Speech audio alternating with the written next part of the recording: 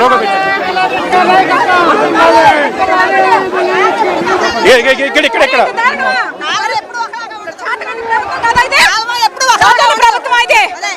నిజంగా సిగ్గు లేని ప్రభుత్వం ఏదైనా ఉంది అంటే పోలీసులు అడ్డం పెట్టుకొని ఈ రోజున ప్రభుత్వాలు నడుపుతా ఉన్నారా బాబు.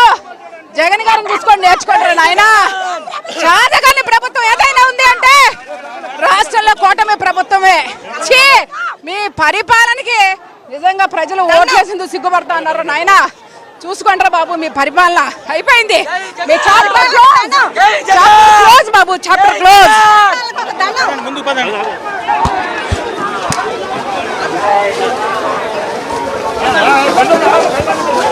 మనం చూడొచ్చు మాజీ ఎమ్మెల్యే మల్లాది విష్ణుని అరెస్ట్ చేసి తీసుకెళ్తున్నటువంటి పరిస్థితి కనిపిస్తుంది. మల్లాది విష్ణుని ఇక్కడి నుండి తీసుకెళ్తా ఉన్నారు. తెలుగుదేశం పార్టీ నాయకులు ఉద్దేశపూర్వకంగా దాడి చేసి మరి అడ్డుకున్నటువంటి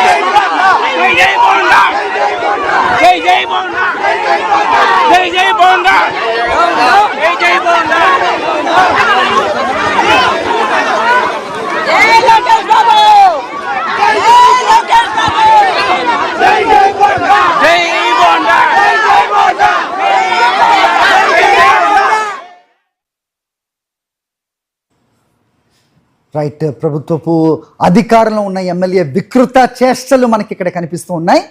ఒక శాంతియుతంగా నిరసన తెలుపుతున్న మాజీ ఎమ్మెల్యేను పోలీసులు అరెస్ట్ చేస్తూ ఉన్నారు.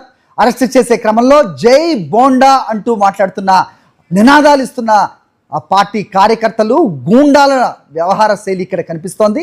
సో నిరసన తెలుపుతున్న ఒక పార్టీ కార్యకర్తలపై, అలాగే మాజీ ఎమ్మెల్యేపై అధికార పార్టీ ఎమ్మెల్యే అనుచరులతో రావటం, పోలీసులకు హుకుం జారీ చేయటం, అక్కడున్న దీక్షా శిబిరాన్ని లాగి పారేసి ప్రస్తుతం మాజీ ఎమ్మెల్యే మల్లాది విష్ణును కూడా అరెస్ట్ చేస్తున్న దృశ్యాలు మనకు కనిపిస్తున్నాయి. దౌర్జన్యానికి చేయడానికి వచ్చిన పోలీసులకు ఎమ్మెల్యేకు పోలీసులు కొమ్ము కాస్తూ ప్రస్తుతం మల్లాది విష్ణుని అరెస్ట్ చేస్తున్న దృశ్యాలు మనం చూస్తూ ఉన్నాం. అరెస్ట్ చేసే క్రమంలో జై జై బోండా అంటూ కూడా నినాదాలు చేస్తూ ఉన్నారు. ఒక జంగిల్ రాజ్ ఇలా ఇంతకంటే పోలీసు వాళ్ళంతా తెలుగుదేశం సమక్షంలో మమ్మల్ని కొట్టిస్తూ ఉంటే మమ్మల్ని బలవంతంగా ఎక్కిస్తున్నారు. ఇదేనా రాజ్యాంగం? పోలీసు రాజ్యాంగం? పోలీసు